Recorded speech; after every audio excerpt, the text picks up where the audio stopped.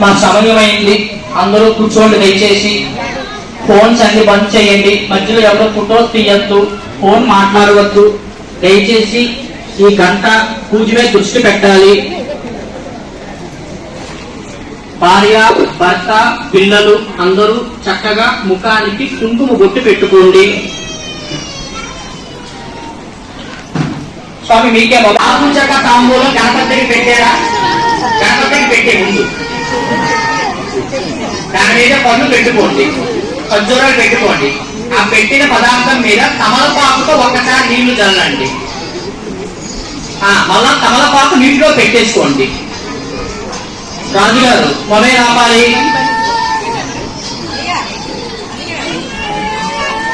అయిందా? తప్పండి.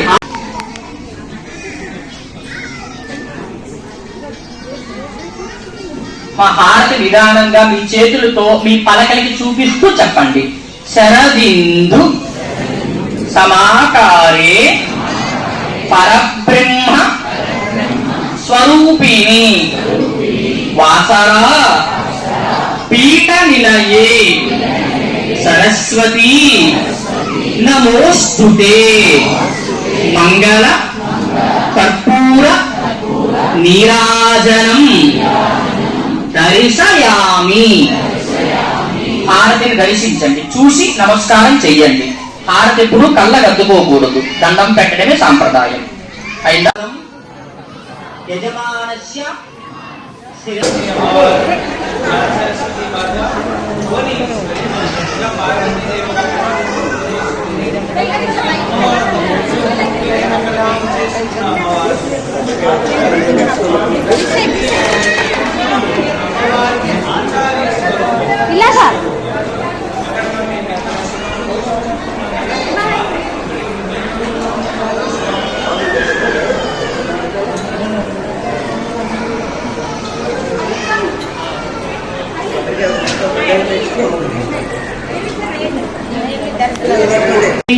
తర్వాత పిల్లలకి వెయ్యండి.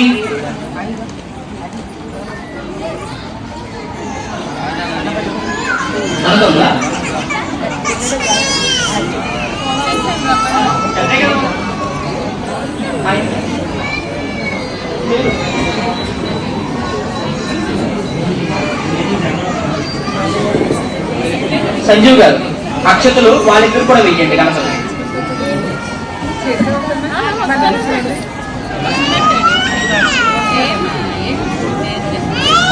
అయిందా? పరక మీద పువ్వు ఆడవాళ్ళు తీసుకోండి అమ్మా. కళ్ళగద్దుకో తల్లి, తల్లో సమర్పణ గావించుకోండి. గణపతి దగ్గర కుంకుమ పెట్టుకున్నారు కదా, అక్షతలు వేసుకున్నారు కదా, పుష్పం తీసుకున్నారు కదా.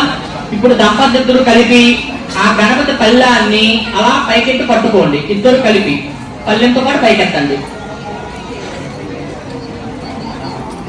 అమ్మా. పళ్ళెంతో పైకెత్తండి.